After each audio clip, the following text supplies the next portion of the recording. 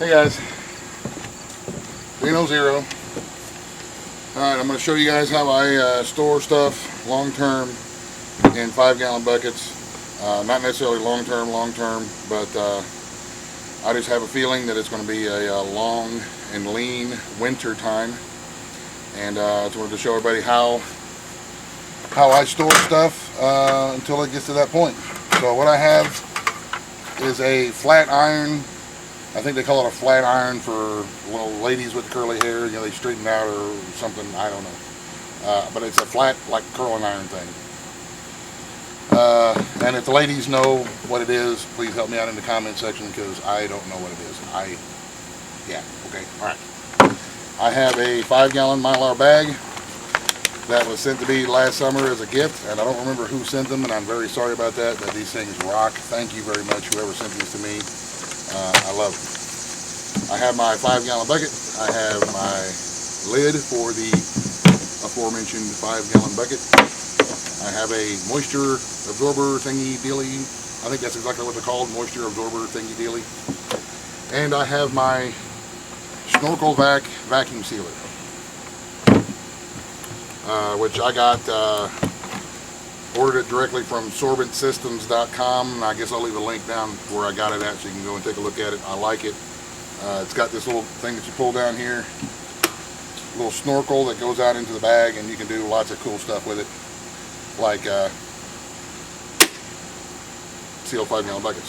So let me show you what I do. I'm going to take the Mylar bag, put it down into the bucket. Get as much of it in there as I can.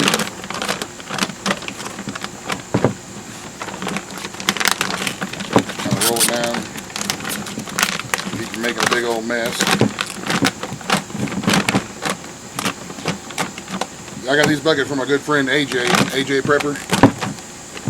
She got a big giant score on buckets, and she got some for me and sent them down with our good friend Lady B, who was up visiting with her. And I think AJ's got a SkokelVac too. As a matter of fact, she did some videos with her SkokelVac, so I'll put a link to her channel and go check out her video. She uses the SkokelVac for a lot of stuff too. They're pretty good little item to have. And then this is a 25-pound bag of bread flour that we got found on sale. And like I say, you know, we stock up the essentials. Bread flour is a good thing to have laying around, especially whenever the winter time is lean. You know, you're going to always be able to make bread and keep everybody fed. So now, bag in the bucket, flour in the bag.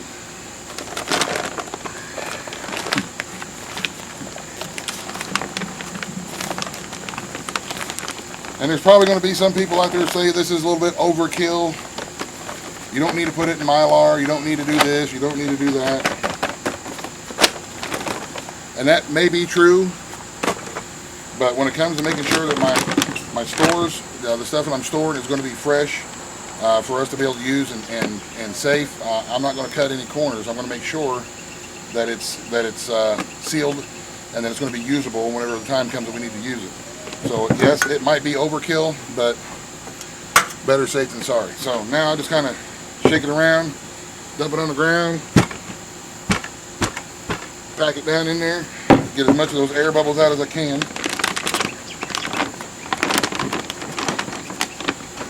Putting in the moisture sealer thingy dealy, the moisture absorber thingy bottle here.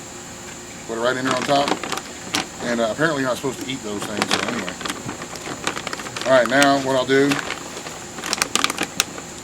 is I'm going to cut a little bit of this excess of the top of the bag off because there's just way too much up there. So I'm just going to take my knife,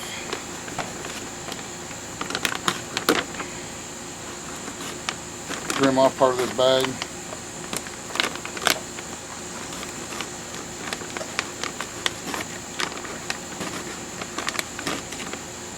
Probably would be easier to use scissors, but I don't have any scissors. I have a knife.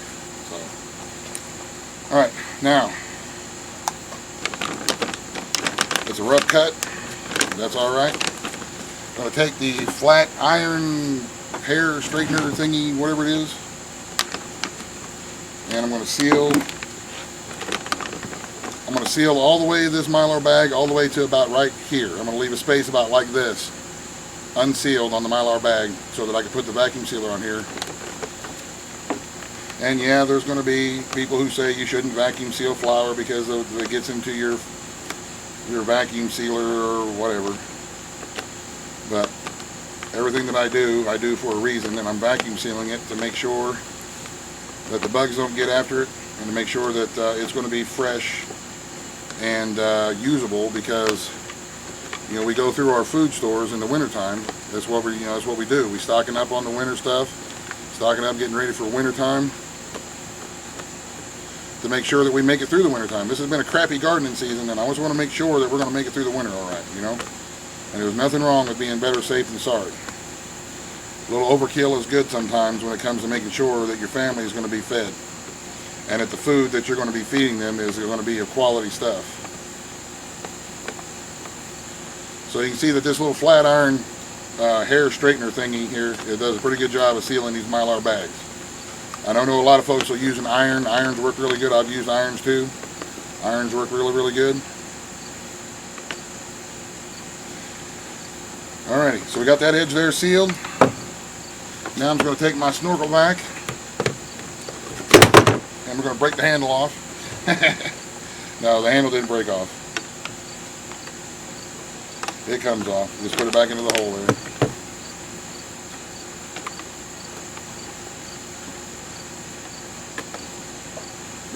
Just like that. I think they make it removable for cleaning or something. But all right, and then I push my snorkel down like that.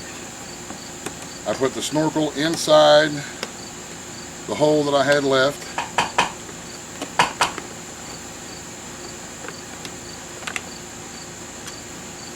Make sure that it's as straight as I can get it. Just like that. Lock it down. Turn the power on and let it start sucking the air out.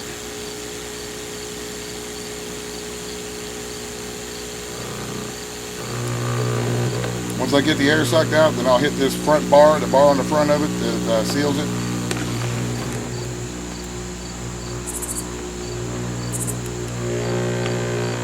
You can see it sucking the air out.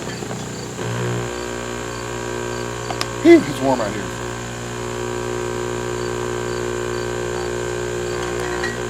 Change my seal time here to 6 seconds. Looks like it's got the air out. I don't feel anything left in there. Alright, so now I'm going to hit the seal bar.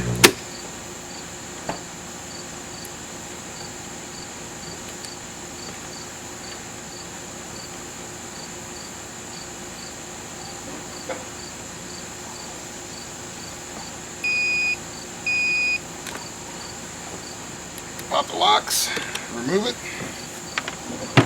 and there we go. We got a seal right there from where the vacuum sealer made its thin seal right here along the top. Now, just to make sure that it is totally sealed, I'm going to run over it again with the flat iron, just to make sure that that seal doesn't break. Double seal it.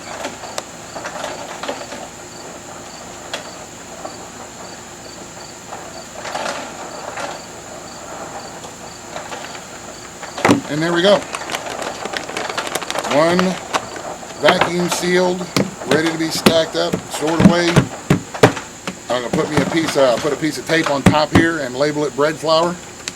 And this thing is vacuum sealed, ready to be stored away in our food stores until we need them this coming winter or next spring or however it works out. I would say that this thing would last probably a good couple of years anyway.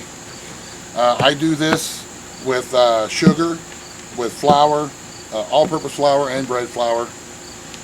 We store Great Northern beans, pinto beans. We store, of course, rice and some of the staples like that we use quite a bit, and that we would if we can catch them on sale. You can store them in a 5-gallon bucket, vacuum seal them up like this, and store them, I would say, for a few years anyway. So there you go. Like I said, I use the SkokelVac vacuum sealer. I'll leave a link to this And like I said, AJ Prepper, I believe, my good friend up north, up the river a little ways. I believe she's done a couple of videos with her SkokelVac, so I'll leave a link to her channel. Check that one out, and I hope this helps y'all. Questions or comments, feel free. Thanks for watching. God bless in the end.